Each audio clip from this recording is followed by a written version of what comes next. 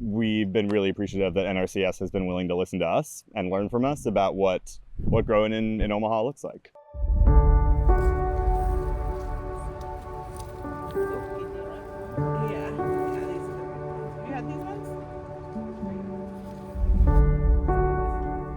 City Sprouts started in 1995, and it was neighbors getting together and wanting to do something great with this empty space in the Orchard Hill neighborhood. They decided on a garden, and then it's been growing since then, almost 30 years. I feel like it's a big point of pride for the neighborhood. I live in the neighborhood too, so speaking for myself, it's definitely a big point of pride. This garden space is like this common thing that brings everybody together.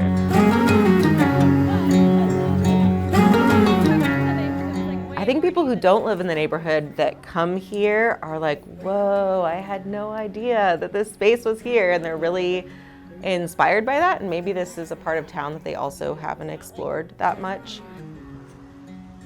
Now we've gotten to a point where we're like, we need to really take this seriously and look at the big picture and see where we can continue to grow and share resources and like get our whole city to a place that is everyone's getting fed.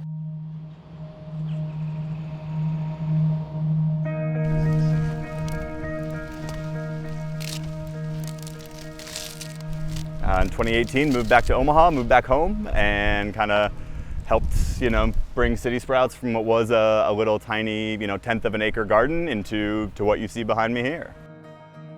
One of the things that we had worked on here when we first acquired this property, we had done a project with NRCS that was focused on soil health. What we did is a 3-year study where we were focusing on different tillage methods. So we went with heavy tilling, medium tillage, and then kind of like a no disturbances on the soil. That work that we did during that time, that's eventually going to end up in a field manual that's going to be able to help either new emerging farmers or even refugees who are looking to also farm their own land. If your soil isn't healthy, you're not going to be very profitable, whether you're selling it or even growing for yourself. The soil is so important, and for us, that's the biggest emphasis that we want to really nail down is if you have healthy soil, your produce is going to just reflect that. Our collaborative agreement with NRCS has been absolutely huge in allowing us to reach a huge section of urban growers here in Omaha who are thirsty for knowledge on how to grow sustainably while valuing soil health. We're kind of figuring it out and then helping support these other growers, and I think the more people we can get growing food in the city, the better. By showcasing that you don't need a lot of land to be able to grow food. For example, at our farm, we're able to harvest a little over 10,000 pounds of food, 1.5 acres, something like that. When they see that, they're like, oh, this can be done at a small scale and this much. It's like, yes, it can. And that's the biggest thing that we want to emphasize about land access is because it is difficult, but if you can have a small piece of land to work on, you can accomplish great things.